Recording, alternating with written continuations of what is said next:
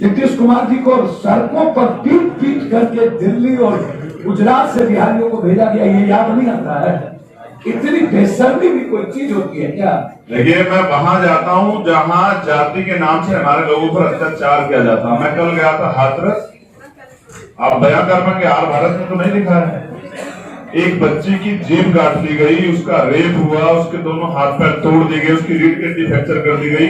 वो 14 दिन से हॉस्पिटल में है, न किसी महिला आयोग ने संज्ञान लिया। मेरी सबसे पहली मांग यही है कि अगर यहाँ किसी भी अत्याचार तो किसी पे भी नहीं होना चाहिए। अगर जिस वर्ग से मैं आता हूँ, दलित समाज, किसी जाति पे अत्याचार होगा, किसी मुसलमान पे, बैकवर्ड किसी भाई पे, किसी महिला पे अत्याचार होगा, तो हम लोग एसी के कमरों में नहीं सोएंगे, सड़क पे निकल के जवाब देंगे। और हम लोग सत्ता में होंगे तो ऐसा दिन नहीं आएगा। कि कहीं भी चंद्रशेखर जी इस देश के, इनकी पार्टी और ये खुद वहां गए हैं जहां जुल्म हुए हैं। ये जुल्म के खिलाफ गए हैं, जुल्म किए नहीं है। इसमें किसी तरह का भी कोई आइडियोलॉजिकल डिफरेंस नहीं है। एक तरह से सोचने वाले लोग एक साथ आए हैं जो किसी दूसरे गठबंधन में नहीं है।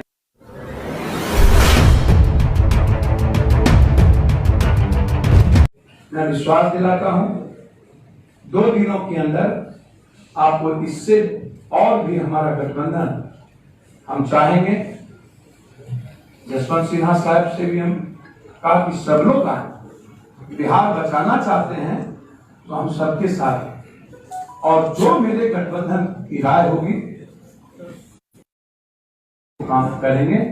हम स्वागत करते हैं कि अब महाभारत का जगत फूक चुका है। 30 साल का महापाप और कुकर्म बिहारियों को आत्महत्या करने पर मजबूर करने वाला 2 गठबंधन 1,44,000 यूथ आत्महत्या किया है, जिसमें सबसे अत्यधिक बिहार है। और इस पर कोई चर्चा बहस भारत सरकार के इंडेक्स पर है, कोई चर्चा नहीं है।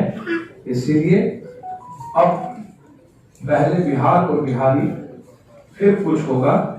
इस निर्णय के साथ मैं आपका स्वागत करता हूं कि गठबंधन स्वाभाविक गठबंधन है और यही संकल्प के साथ विकल्प है। ये कोई तीसरा मोर्चा नहीं होगा और इसमें सभी लोग आएंगे। फिर आपको 2 दिनों के बाद एक व्यापक हम लड़ेंगे लीडरशिप के रूप।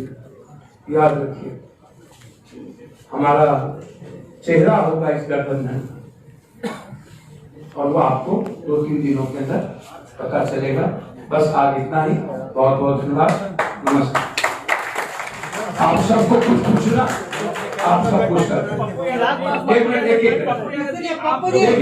करके सर एक आप जो बोलते हैं कि नीतीश कुमार को अकेले चुनाव लड़ना चाहिए, सबको बोलते हैं अकेले, आप क्यों नहीं अकेले रहे? क्यों गठबंधन करना पड़ा? आपको अपने आप पे भरोसा नहीं है? सर मैं एक बात बोलूं, नीतीश कुमार ये कहते हैं कि मेरे सामने कोई नहीं और वो खुद ही ऐश्वर्या का सहारा लेते हैं, रामलखन सिंह जी के पोते का सहारा लेते हैं, खुद ही वो रघुवंश बाबू का सहारा लेते हैं। लास्ट पर राजनीति करने की फितरत नीतीश बाबू। जिस व्यक्ति ने भारत के संविधान को सदन में, राज्यसभा में पहली बार आजाद हिंदुस्तान के बाद वोटिंग का राइट नहीं लिया और उसको भी तो नीतीश कुमार बताएंगे ना कि गुजरात में बिहारियों को क्या हुआ था, राजस्थान में क्या हुआ था, महाराष्ट्र में क्या हुआ था और कोरोना वायरस में बिहारियों को कितना पीड़ा गया था। इनको याद आ जाता है सुशांत और लोग। और लेकिन नीतीश कुमार जी को सड़कों पर पीट पीट करके दिल्ली और गुजरात से बिहारियों को भेजा गया, ये याद नहीं आता है? इतनी बेशर्मी भी कोई चीज होती है क्या? राजनीति के लिए इतना गंदा खेल खेलते हैं तो सत्ता में 15 साल वो न रहे। हम नहीं ना, हमारा भरोसा जनता के साथ है और जनता का गठबंधन हो चुका है। इस गठबंधन ये संघर्षशील लोग हैं, ये संघर्षशील लोग हैं और एक संघर्षशील व्यक्तित्व का यहाँ जमवाड़ा है, सत्ता के लिए नहीं, स्वार्थ के लिए। सर सीटों का स्पष्टीकरण कब होगा? सर एक मिनट मैडम, चिराग पासवान और उपेंद्र कुशवाहा कब ला रहे हैं? आप बताएं। यही प्रश्न स्वयं पूछना है, हम ला नहीं रहे हैं। बातचीत हुई है ना सर? सबसे बातचीत होगी और होगी, और भी बड़ा गठबंधन होगा। के बाद कुछ बड़ा कर या क्यों आप उसकी अपनी ज्योतिष की तरह नहीं। उपेंद्र जी हमारे अच्छे लीडर हैं, भाई हैं, और मैंने उनको कहा है कि उपेंद्र जी, नीतीश कुमार जी जो बहुत ही समझते हैं हर चीजों को, और क्योंकि आइए उपेंद्र जी के साथ हमारा पूरा गठबंधन खड़ा है। सर सीटों का स्पष्टीकरण कब होगा? सर सीटों का स्पष्टीकरण कब होगा? सर सीटों का स्पष्टीकरण कब होगा? हम स्वागत करेंगे बिहार के। सर सीटों का स्पष्टीकरण कब होगा?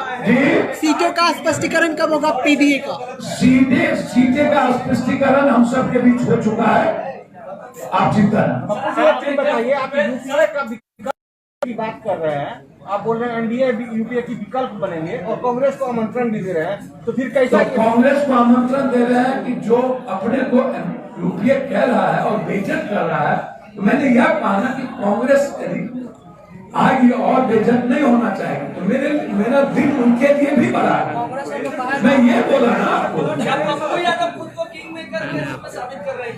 काहे का किंग मेकर भैया, मैं तो बिहार का सबसे बड़ा सेवक हूँ। अब पॉजिटिव लोगों से मिलते मिलते मर नहीं रहा हूँ, इसी की चिंता है मुझे। यदि जो मरने से ना घबराए उसको किंग मेकर का है, किंग मेकर तो यहाँ बैठे हैं लोग। बाबू यादव जैसे वर्कर को किंग मेकर क्यों बनाते हो भैया? बिहार का बड़ा बेटा है, किंग मेकर नहीं।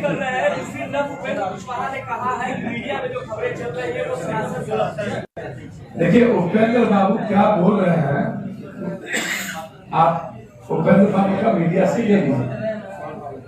मैं इतना जानता हूँ कि उपेंद्र बाबू अच्छे लीडर हैं, मैं स्वागत करूँ।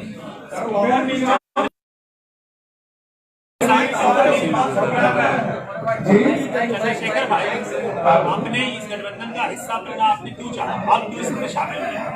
आपने अपने जीवन में क्या ऐसा कहा? उत्तर प्रदेश से बिहार पर अपना फोकस बनाया। देखिए, सिर्फ उत्तर प्रदेश ही नहीं, पूरे देश में जहां भी परेशानी होगी और जहां भी न्याय, सामाजिक न्याय की, परिवर्तन की लड़ाई लड़ी जाएगी, वहां चंद्रशेखर हमेशा ही रहे। कल मैं उत्तर प्रदेश में था, आज मैं यहाँ। मैं दिल्ली में अक्सर रहता हूँ। मैंने वो दर्द देखा जब कोरोना में लॉकडाउन हुआ, तो जो मजदूर तबका वहां परेशान था सड़कों पे, जिसके लिए किसी के पास, ना सिर्फ सरकार के पास तो व्यवस्था नहीं कि जिस सरकार की बात हम लोग कर रहे हैं, इन्होंने तो मना कर दिया कि बसें भी नहीं हमारे पास। वो तड़प रहे थे रोटी के लिए, छत के लिए, घर आने के लिए, अपने बच्चों के पास पहुंचने के लिए। उनका हमराई कोई नहीं था। मुझे एक व्यक्ति नजर आ रहा था बिहार में जो उनकी मदद कर रहा था। ये सामाजिक लोगों का गठबंधन है जिनके दिलों में दर्द है, जो बिहार को वास्तविकता में परिवर्तन की ओर ले जाना चाहते हैं। मैं यहाँ इसलिए हूँ कि ये और बड़ा हो, क्योंकि मेरा काम जोड़ना, मैं इसे और बड़ा करूंगा जिससे कि हम यहाँ सांप्रदायिक ताकतों को रोक सकें, जो राष्ट्र के नाम पे, धर्म के नाम पे हमेशा चलते हैं, उनको रोक सकें। तो मैं यहाँ इसलिए हूँ कि हम लोग बिहार को मजबूत बिहार बना सके, खुशहाल बिहार बना सके। जो तमाम समस्याएं हैं यहाँ और हमारे एजेंडे हैं, हम अपने एजेंडों की वजह से यहाँ, बहुजन समाज की वजह से यहाँ है। हम यहाँ इसलिए है कि शोषित वंचित समाज के लोगों को उनके अधिकार मिले। जो लोग अहंकार में, हमने सभी लोगों ने निमंत्रण भेजा है और हमने पहल की थी। मैंने खुद कहा था कि भाजपा को रोकने के लिए किसी की मदद लेनी पड़े या किसी को मदद देनी पड़े। कुछ लोग अहंकार में बैठे हैं, उनको नहीं पता कि जनता नेता तय करती है। जनता वो होता है, आज का समाज नेता उसे मानता है जो उनके बीच में रहता है, जिनसे वो किसी भी समय मिल सके, जिसे अपना दुख दर्द कह सके। और वीआईपी सिक्योरिटी वाले मुझे नहीं लगता है कि गरीबों की आवाज को सुन पाएंगे। धन्यवाद। चंद्रशेखर जी, एक सवाल कि आप जहाँ जहाँ जाते हैं और जातीय संघर्ष होते हैं, सर ये आपके ऊपर आरोप लगते रहे। जब आर भारत जी, मेरा आग्रह है, उनको बोलने दीजिए। देखिए, मैं वहां जाता हूं जहां जाति के नाम से हमारे लोगों पर अत्याचार किया जाता है। मैं कल गया था हाथरस। आप बयान कर पाएंगे, आर भारत में तो नहीं लिखा है। एक बच्ची की जीभ काट दी गई, उसका रेप हुआ, उसके दोनों हाथ पैर तोड़ दिए गए, उसकी रीढ़ की हड्डी फ्रैक्चर कर दी गई। वो 14 दिन से हॉस्पिटल में है, ना किसी महिला आयोग ने संज्ञान लिया। कल मेरे जाने के बाद कम से कम इसलिए चला जाता कि न्यूज वाले जो संज्ञान लेते हैं और अपराधियों को सजा मिलना जो है आसान हो जाता है। मैं जहां जाता हूं इसलिए जाता हूं कि इस देश में रहने वाले 19-20% दलितों की भी कहीं बात हो जाए। मैं यहाँ भी इसलिए हूँ कि मैंने इनसे वादा लिया है कि यहाँ भी जातीय अत्याचार पे हम लोग पाबंदी लगाएंगे। मेरी सबसे पहली मांग यही है कि अगर यहाँ किसी भी अत्याचार तो किसी पे भी नहीं होना चाहिए। अगर जिस वर्ग से मैं आता हूँ, दलित समाज, किसी जाति पे अत्याचार होगा, किसी मुसलमान पे, बैकवर्ड किसी भाई पे, किसी महिला पे अत्याचार होगा, तो हम लोग एसी के कमरों में नहीं सोएंगे, सड़क पे निकल के जवाब देंगे। और हम लोग सत्ता में होंगे तो ऐसा दिन नहीं आएगा। धन्यवाद। सवाल ये है कि एनडीए हो चाहे महागठबंधन हो, दोनों जगह सीट चोरी के विवाद चल रहा है। सर एनडीए में क्या है सर, क्योंकि 2 दिन बचे हुए हैं। कोई आप चिंता ना करिए, जहाँ पर सत्ता और कुर्सी का लड़ाई नहीं है, अब घोषणा होगी सर ये। भैया जो लोग सत्ता में हैं उनसे पूछिए कब घोषणा हुई। हमारी घोषणा हो गई और मैं आपसे आग्रह करूंगा कि कहीं भी चंद्रशेखर जी इस देश के, इनकी पार्टी और ये खुद वहां गए हैं जहां जुल्म हुए हैं। ये जुल्म के खिलाफ गए हैं, जुल्म किए नहीं हैं। ये प्रतीक है जुल्म के खिलाफ। इसलिए ये जाति व्यवस्था पर हमला इनका नहीं होता, ये जुल्म पर हमला होता। और किसी को कुछ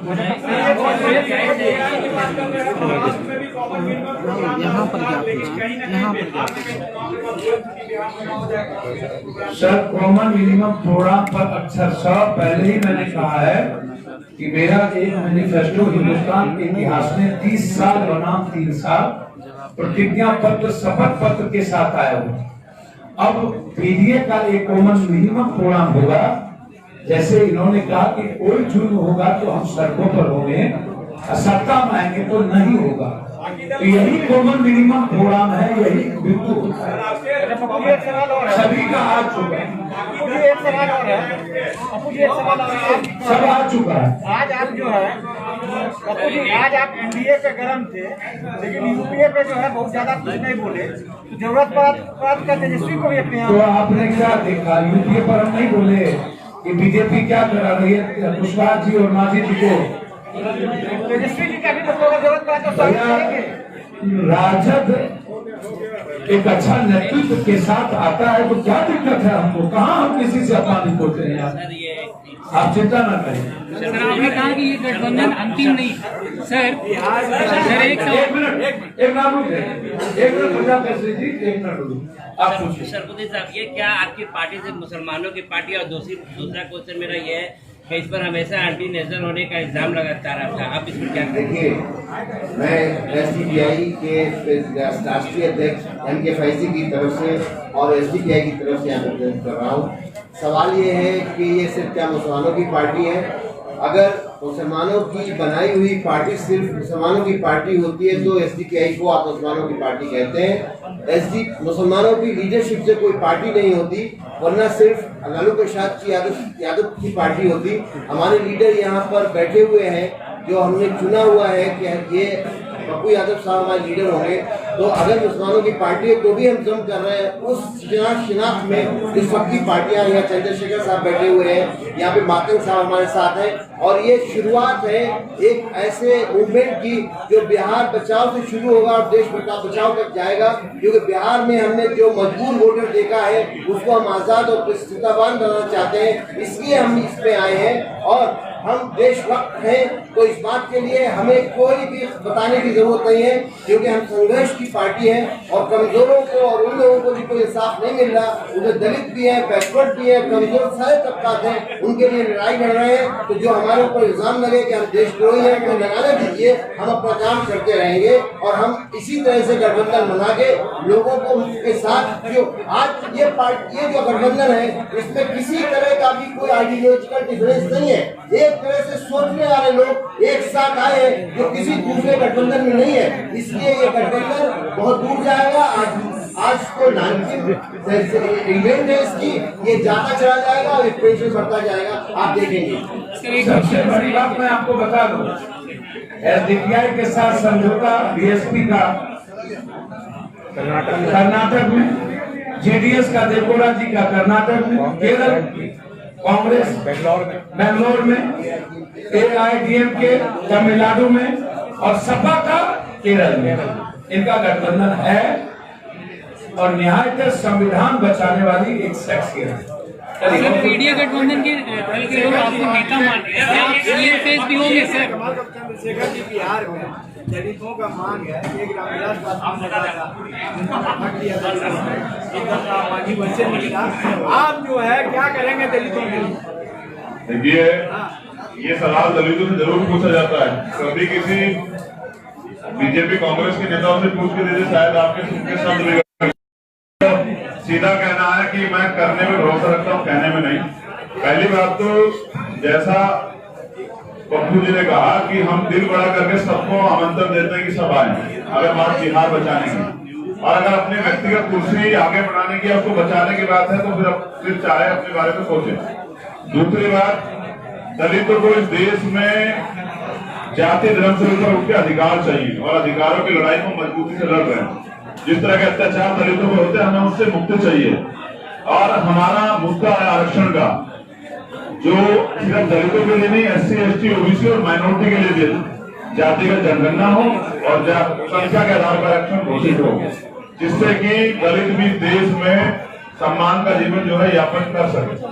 तो जो मुद्दे हैं वो कॉमन मैनेजमेंट प्रोग्राम में आपको बताए जाएंगे और करने को तो हमने करके दिखाया कि आज जय भीम का नारा और नीला झंडा जो है बिहार में भी, जब बिहार बंद बुलाया जाता है तो उसका मजबूती से जो है पूछता नजर आता है। धन्यवाद।